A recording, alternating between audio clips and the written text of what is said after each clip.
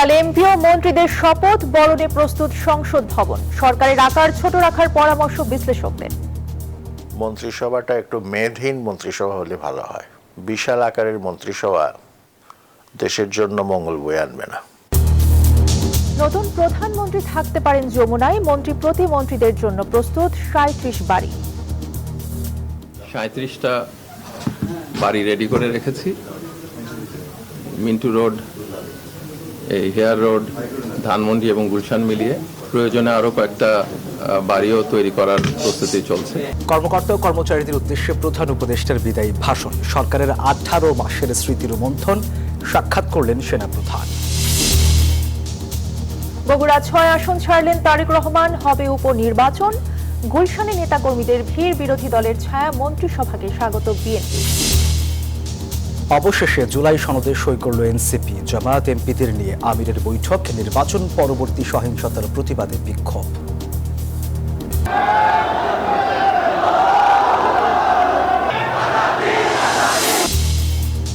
এবারে সংসদে কোটিপতি 236 জন তথ্য টিআইবির। নির্বাচন সুষ্ঠু হওয়ার দাবি। ইলেকশন ইঞ্জিনিয়ারিং উপাদান পায়নি সংস্থাটি। ইরানে হামলার প্রস্তুতি পেন্টাগনের। শর্ত সাপেক্ষে পরমাণু চুক্তিতে ছাড়ে রাজি ইরান। ফের তেহরান ওয়াশিংটন বৈঠক কাল। এবং হঠাৎ করে অস্ট্রেলিয়ায় গেছেন বিসিবি সভাপতি বুলবুল। দেশ ছাড়ার গুঞ্জনের জবাবে বললেন পারিবারিক সফর। দর্শক, বিআরবি কেবল শিরোনামগুলো দেখছিলেন, এবার জানাবো বিস্তারিত। জুলাই অভ্যুত্থান পরবর্তী বাংলাদেশে গণতন্ত্রের যাত্রায় কাল এক ঐতিহাসিক দিন। সংসদ ভবনে সকাল 10টায় শপথ নেবেন নবনির্বাচিত এমপিরা, আর বিকাল 4টায় রেওয়াজ ভেঙে বঙ্গভবনে ছেড়ে সংসদের উন্মুক্ত চত্বরে হবে নতুন সরকারের মন্ত্রিসভার শপথ।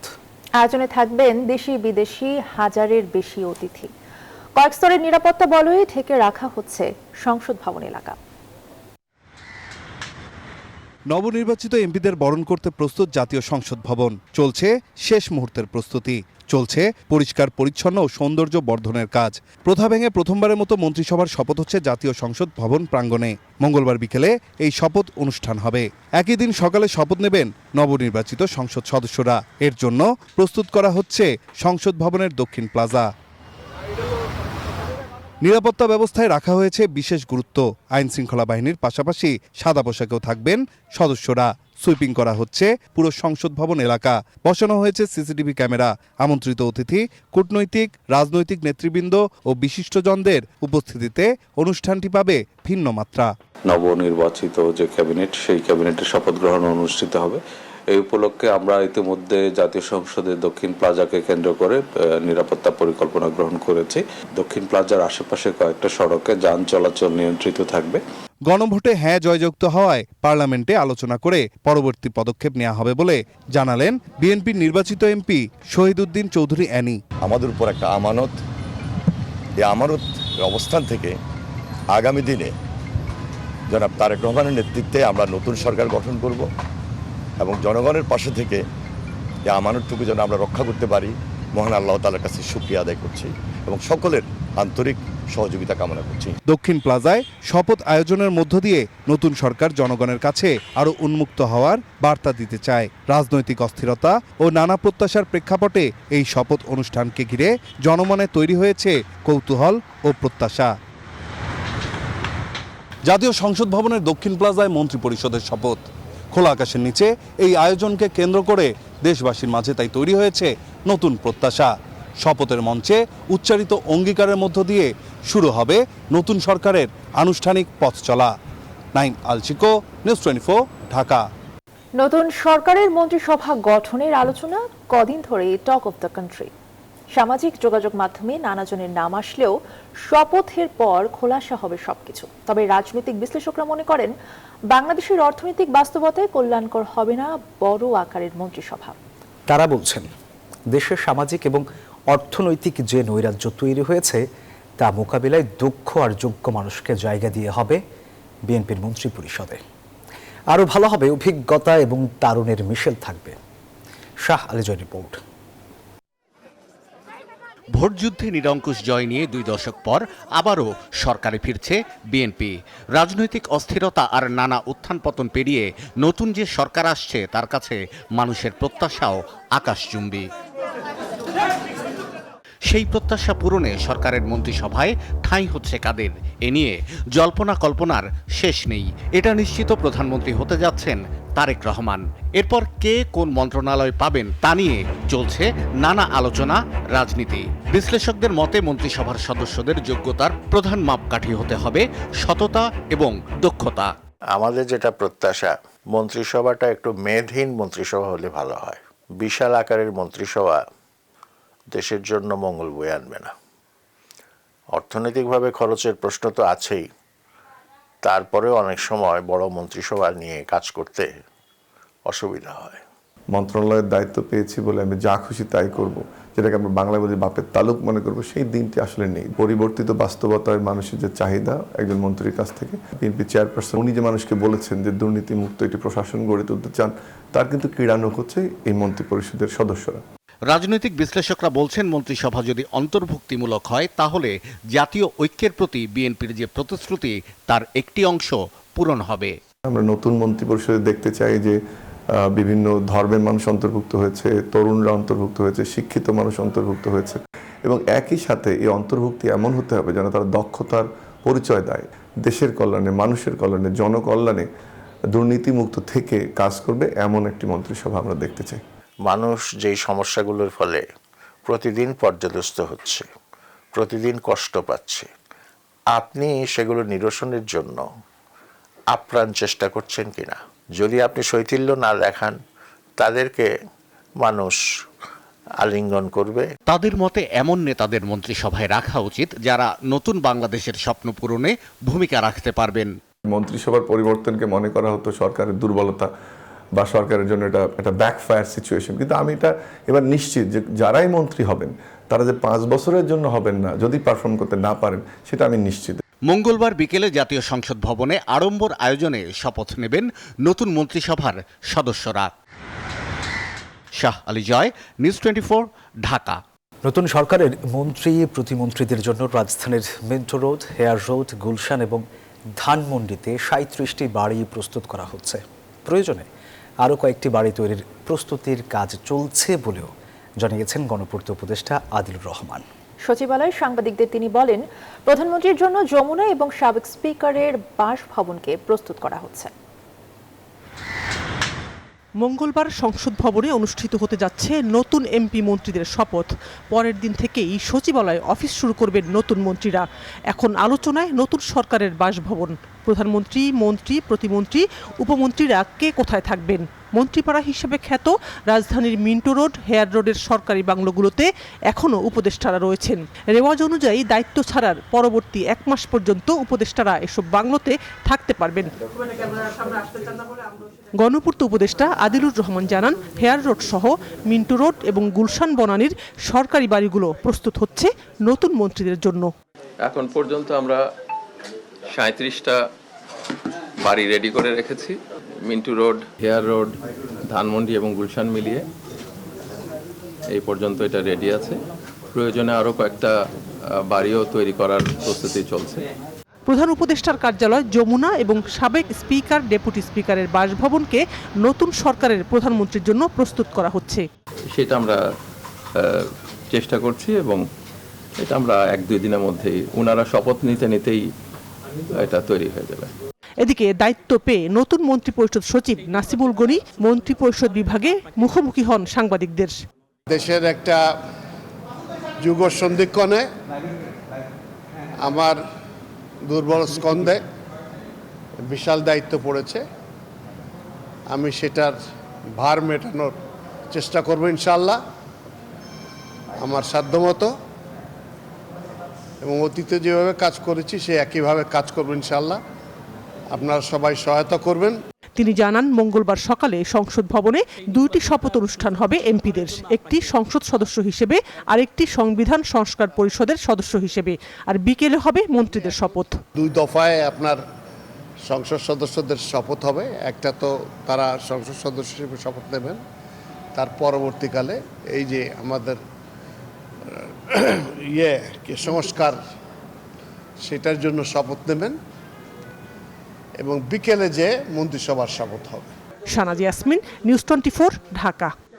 অন্তর্বর্তী সরকারের প্রধান উপদেষ্টা অধ্যাপক ডক্টর মোহাম্মদ ইউনূস তার কার্যালয়ের কর্মকর্তা ও কর্মচারীদের উদ্দেশ্যে বিদায়ী ভাষণ দিয়েছেন। সোমবার রাজধানীর তেজগাঁওয়ে প্রধান উপদেষ্টার কার্যালয়ে তিনি এই বিদায়ী ভাষণ দেন। প্রধান উপদেষ্টার প্রেস উইং জানিয়েছে, ভাষণ শেষে ডক্টর মোহাম্মদ ইউনূস তার কার্যালয়ে কর্মরত সবার সঙ্গে ফটো সেশনে অংশ নেন। মঙ্গলবার ডক্টর ইউনূসের নেতৃত্বাধীন অন্তর্বর্তী সরকারের মেয়াদের অবসান হতে যাচ্ছে। বিএনপির নেতৃত্বাধীন নতুন সরকারের শপথ গ্রহণের মধ্য দিয়ে এই সরকারের মেয়াদ শেষ হবে।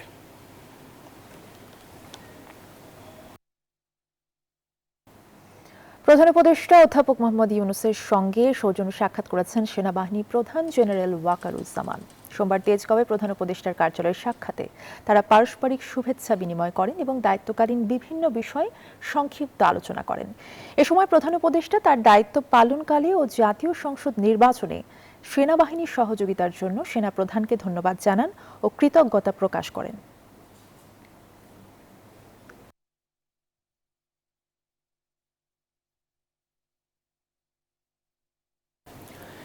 দর্শক, শপথের একদিন আগেই ঢাকা 17 আসন রেখে বগুড়া 6 আসন ছাড়লেন বিএনপি চেয়ারম্যান তারেক রহমান। আর সেই হিসেবে ঢাকার সংসদ সদস্য হিসেবেই কাল শপথ নেবেন তিনি। প্রিয় নেতাকে শুভেচ্ছা জানাতে সোমবারও ভিড় ছিল বিএনপির গুলশান কার্যালয়ে। নতুন সরকার কেমন হবে আর বিরোধী দলের কাছে তাদের প্রত্যাশা কেমন তা জানালেন দলের স্থায়ী কমিটির সদস্যরা। নির্বাচনে বড় জয়ের পর এখন নবনির্বাচিত সংসদ সদস্যদের শপথ ও সরকার গঠনের আনুষ্ঠানিকতার অপেক্ষা।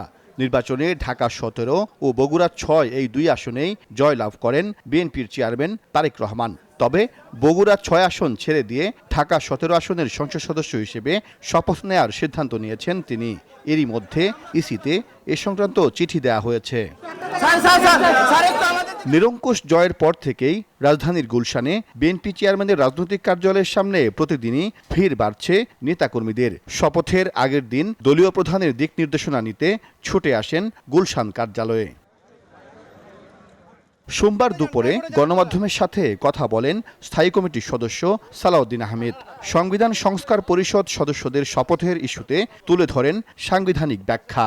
সংবিধান সংস্কার পরিষদ এটা যদি কনস্টিটিউশনে ধারণ করা হয়, সেই মর্মে অ্যামেন্ডমেন্ট হয় এবং সেই শপথ পরিচালনার জন্য সংবিধানের 3য় তফসিলে ফরম হয়, কে শপথ পাঠ করাবেন সেটা নির্ধারিত হয়। এতগুলো হয়ের পরে তারপরে হলে হতে পারে। জানান, বিরোধী দলের ছায়া মন্ত্রিসভা হলে স্বাগত জানাবে তার দল। বিরোধী দল ছায়া সংসদ করার এই সংস্কৃতি উন্নত বিশ্বে আছে, যদি তা করে সেটাকে স্বাগতম জানাই। রাজধানীতে আলাদা অনুষ্ঠানে বিএনপির আরও 2 স্থায়ী কমিটির সদস্য জানালেন নতুন সরকার কেমন হবে ও বিরোধী দলের কাছে সরকারি দলের প্রত্যাশার কথা। চ্যালেঞ্জ মোকাবেলা করতে হবে। জনগণের যে আস্থা আমাদের উপর রেখেছে সেই আস্থাটা আমাদের মাথায় থাকবে এবং এটা অনেক বড় আস্থা রেখেছে এবং এটার প্রতি সম্মান রেখে আমরা কাজ করার চেষ্টা করব। সরকারকে তো দায়িত্ব পালন করতে সচেষ্ট হতেই হবে, সাথে সাথে বিরোধী দলকেও বাংলাদেশের জনগণের সুখ দুঃখের কথা চিন্তা করে কর্মসূচি দেওয়া উচিত বলে আমি মনে করি। আমরা স্বাধীন সার্বভৌমত্ব বাংলাদেশ দেখতে চাই। বাইরের পৃথিবীতে আমাদের বন্ধু থাকবে, কোনো প্রভু থাকবে না। এর আগে আলোচনা সভায় হাফিজউদ্দিন আহমেদ বলেন, রাজনীতিবিদরা যদি দেশকে বিপথে নিতে চায়, দেশের মানুষ ঐক্যবদ্ধভাবে তা প্রতিহত করবে, নিশ্চয়ই তার প্রতিরোধ করবে। এবং সাইফুল ইসলাম, নিউজ 24, ঢাকা। জুলাইয়ের আকাঙ্ক্ষা বাস্তবায়নে কোনো ছাড় দেবে না জামায়াত জানিয়েছেন দলটির আমির ডাক্তার শফিকুর রহমান। দলীয় কার্যালয়ে নবনির্বাচিত এমপিদের সাথে মত বিনিময়ের আগে গণমাধ্যমে কথা বলেন তিনি। সরকার ও বিরোধী দলের দায়িত্বশীল আচরণে গণতন্ত্র প্রাতিষ্ঠানিক রূপ পাবে বলে প্রত্যাশা ব্যক্ত করেন জামায়াত আমির। অতীতে এদেশে সুষ্ঠু গণতন্ত্র প্রতিষ্ঠা হওয়ার কোনো পরিবেশ তৈরি হয়নি। আমরা আশা করি যে আমাদের সমবেত প্রচেষ্টায় সরকারি দল বিরোধী দল মিলে আমরা যদি দায়িত্বশীল আচরণ করি, জাতির প্রতি যদি আমরা দায়বদ্ধতা নিয়ে কাজ করি, তাহলে গণতন্ত্র তার প্রাতিষ্ঠানিক রূপ পাবে ইনশাআল্লাহ। সারাদিন সুষ্ঠু নির্বাচন হলেও সন্ধ্যার পর টার্গেটকৃত ব্যক্তিদের বিজয় ছিনিয়ে নেওয়া হয়েছে বলে অভিযোগ করেছেন 11 দলের নেতারা। সোমবার রাজধানীতে সমাবেশ ও বিক্ষোভ মিছিল কর্মসূচিতে জামায়াতের সেক্রেটারি জেনারেল মিয়া গোলাম পরোয়ার বলেন, নির্বাচন পরবর্তী সহিংসতায় বিএনপির ফ্যাসিবাদী চরিত্র ফুটে উঠছে। আর গণভোটে হ্যাঁ জয়ের পরও কাঙ্ক্ষিত সংস্কার না হলে আবারও গণ অভ্যুত্থান হবে বলে হুঁশিয়ারি দেন নেতারা। ত্রয়োদশ জাতীয় সংসদ নির্বাচনের পর প্রথমবারের মতো রাজপথে নেমে বিরোধী দলের অবস্থান জানান দিল জামায়াত ইসলামী সহ 11 দলীয় ঐক্য। সোমবার বিকেলে বাইতুল মোকাররম মসজিদের উত্তর গেটে ভোটে অনিয়ম ও সারা দেশে নির্বাচন পরবর্তী সহিংসতা, নির্যাতন, নিপীড়ন, হত্যা ও ধর্ষণের প্রতিবাদে 11 দলীয় নির্বাচনী ঐক্যের উদ্যোগে এই বিক্ষোভ মিছিল ও সমাবেশ অনুষ্ঠিত হয়। টার্গেটকৃত ব্যক্তিদেরকে জাতীয় সংসদে যাওয়ার পথে প্রতিবন্ধকতা সৃষ্টি করা হয়েছে। মিছিল পূর্ব সমাবেশে 11 দলীয় নেতারা বিএনপির বিরুদ্ধে ভোটে ইঞ্জিনিয়ারিং এর অভিযোগ তুলেন। বলেন, বিএনপি সংখ্যাগরিষ্ঠতা পেয়ে প্রতিদ্বন্দ্বীদের উপর হামলা, নির্যাতন শুরু করে দিয়েছে। ফ্যাসিস্ট শেখ হাসিনার পতনের পর ভেবেছিলাম 2026 সালে হবে আসল ভোট, কিন্তু 2026 সালে হয়েছে ম্যানেজ ভোট। আমার আহত ভাই বোনদের উপর নির্যাতন করবেন না, রক্তের বদলা নিয়ে আমরা জানি, আমাদেরকে আবার রাজপথে টেনে আনবেন না। ওরা শুধু ভোট চুরি করে নাই, ডাকাতি করেছে। সমাবেশে সভাপতির বক্তব্যে জামায়াতের সেক্রেটারি জেনারেল মিয়া গোলাম পরোয়ার বলেন, গণভোটে হ্যাঁ জয়যুক্ত করার পরও রাষ্ট্র সংস্কার না হলে আরেকটি জুলাই হবে। জুলাই সনদকে অস্বীকার করা হলে ফ্যাসিবাদীতে পরিণত হবে ক্ষমতাসীনরা। রক্ত দিয়ে জুলাই সনদকে অস্বীকার করে নানান টকশো বুদ্ধিজীবীদের দিয়ে ন্যারেটিভ তৈরি করে সেটা অস্বীকার করার যে পায়তারা করা হচ্ছে, তার বিরুদ্ধে নতুন করে বাংলার মানুষ আবার ফুঁসে উঠেছে। তিনি বলেন, 11 দলের পক্ষ থেকে যেসব আসন নিয়ে নির্বাচন কমিশনে অভিযোগ দেওয়া হয়েছে তা দ্রুত নিষ্পত্তি করা না হলে জনগণ তাদের ভোটের ফল রাজপথে নেমে আদায় করে নেবে। তাওহিদুল ইসলাম, নিউজ 24, ঢাকা। ত্রয়োদশ জাতীয় সংসদে কোটিপতি সদস্য 236 জন, আর শত কোটি টাকার ওপরে সম্পদ আছে 13 জনের, এমনটা জানিয়েছে ট্রান্সপারেন্সি ইন্টারন্যাশনাল বাংলাদেশ TIB। সোমবার রাজধানীর ধানমন্ডির মাইডাস সেন্টারে ত্রয়োদশ জাতীয় সংসদ নির্বাচন প্রক্রিয়া ও হলফনামা ভিত্তিক পর্যবেক্ষণ শীর্ষক প্রতিবেদন প্রকাশ উপলক্ষে আয়োজিত সংবাদ সম্মেলনে এসব তথ্য জানানো হয়। সংস্থাটি জানায়, বিগত 5 নির্বাচনের তুলনায় এবার সংসদে রাজনীতিবিদের সংখ্যা সবচেয়ে কম, মাত্র 2%। সবচেয়ে বেশি ব্যবসায়ী 84%। সার্বিকভাবে এবারের নির্বাচন গ্রহণযোগ্যতা, অন্তর্ভুক্তিমূলক এবং সুষ্ঠু হয়েছে বলে জানায় সংস্থাটি। সার্বিকভাবে নির্বাচন গ্রহণযোগ্য মাত্রায় সুষ্ঠু, অংশগ্রহণমূলক এবং প্রতিযোগিতামূলক অন্তর্ভুক্তমূলক হয়েছে। তা সত্ত্বেও নির্বাচনের প্রতিদ্বন্দ্বী দল এবং প্রার্থীরা অনেক ক্ষেত্রে আচরণবিধির প্রতিপালনে পুরোপুরিভাবে সক্ষম হয়নি। সামাজিক যোগাযোগ মাধ্যম এবং বাজারে আসল নোটের আদলে তৈরি নমুনা নোট বা কাগজ ব্যবহার করে বিভিন্ন প্রচারণার বিরুদ্ধে কঠোর অবস্থান নেওয়ার আহ্বান জানিয়েছে কেন্দ্রীয় ব্যাংক। রোববার বাংলাদেশ ব্যাংকের department of communications and publications DCP এক বিজ্ঞপ্তিতে এই তথ্য জানিয়েছে। এতে বলা হয়, এই ধরনের কর্মকাণ্ড আইনগত দণ্ডনীয় অপরাধ এবং এর ফলে বাজারে জাল নোটের ঝুঁকি বাড়ছে। উক্ত ব্যক্তি বা প্রতিষ্ঠানের বিরুদ্ধে আইনানুগ ব্যবস্থা গ্রহণ করা হবে। এই পরিস্থিতিতে জনসাধারণকে জাল নোট প্রচলন প্রতিরোধে আরও সতর্কতা অবলম্বনের আহ্বান জানানো হয়েছে। যুক্তরাষ্ট্র নিষেধাজ্ঞা তুলে নিলে পরমাণু চুক্তিতে ছাড় দিতে প্রস্তুত ইরান। তবে ইউরেনিয়াম সমৃদ্ধকরণ পুরোপুরি বন্ধ না করার ঘোষণা দিয়েছে আয়াতুল্লাহ খামেনির দেশ। সুইজারল্যান্ডের জেনেভায় আগামীকাল দুদেশের দ্বিতীয় দফার বৈঠকের আগেই ইসরায়েলি প্রধানমন্ত্রী দাবি তুলেছেন তেহরানের সব পরমাণু অবকাঠামো ধ্বংসের। আর এমন পরিস্থিতিতেই ইরানে দীর্ঘমেয়াদী অভিযানের প্রস্তুতি হিসেবে উপসাগরে যুদ্ধ জাহাজ বাড়াচ্ছে পেন্টাগন। ওমানের রাজধানী মাস্কাটের পর এবার সুইজারল্যান্ডের জেনেভায় বসছেন যুক্তরাষ্ট্র ও ইরানের প্রতিনিধিরা। মঙ্গলবারের এই বৈঠকে নিজেদের সবচেয়ে পরিশোধিত ইউরেনিয়ামের ঘনত্ব কমানোর প্রস্তাব দিতে পারে তেহরান। তবে তারা সাফ জানিয়েছে, জাতীয় স্বার্থে ক্ষেপণাস্ত্র কর্মসূচি কিংবা পরমাণু প্রযুক্তি থেকে এক চুলও সরা হবে না। তেহরানের সাথে নতুন যে কোনো চুক্তিতে ঘোর আপত্তি ইসরায়েলি প্রধানমন্ত্রী বেনিয়ামিন নেতানিয়াহুর। সোমবার ওয়াশিংটনকে তিনি জানিয়েছেন, কেবল চুক্তি নয়, বরং ইরানের পরমাণু সক্ষমতা পুরোপুরি ধূলিসাৎ করতে হবে। ইরানের ইউরেনিয়াম সমৃদ্ধ করার কোনো সক্ষমতা থাকা উচিত নয়। শুধু প্রক্রিয়া থামানো যথেষ্ট নয়, বরং যে যন্ত্র ও অবকাঠামো দিয়ে সমৃদ্ধ করা হয় তা পুরোপুরি ধ্বংস করে দিতে হবে। আলোচনার আড়ালে চলছে যুদ্ধের মহড়াও। কূটনৈতিক প্রচেষ্টা ব্যর্থ হলেই ইরানে কয়েক সপ্তাহ ধরে একটানা হামলার পরিকল্পনা চূড়ান্ত করেছে পেন্টাগন। এরই মধ্যে মধ্যপ্রাচ্যে নোঙর করেছে মার্কিন রণতরী আব্রাহাম লিঙ্কন। প্রস্তুত রাখা হয়েছে কয়েক হাজার সেনা ও যুদ্ধ বিমান। নিবির আমিন, নিউজ 24। অস্ট্রেলিয়ায় গেলেন বিসিবি সভাপতি আমিনুল ইসলাম বুলবুল। পরিচালকদের হোয়াটসঅ্যাপ গ্রুপে এক খুদে বার্তায় বিষয়টি নিশ্চিত করেছেন তিনি। সব ঠিক থাকলে দ্রুত তার ফেরার কথা রয়েছে বাংলাদেশে, যদিও সে দেশে ফেরার আগে ঘোষণা করা হবে নতুন যুব ও ক্রীড়া মন্ত্রীর নাম।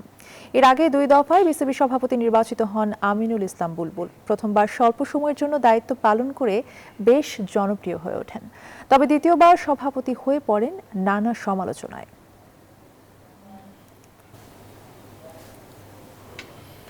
দর্শক, এই ছিল নিউজ 24 সংবাদে। সাথে থাকে ধন্যবাদ সবাইকে।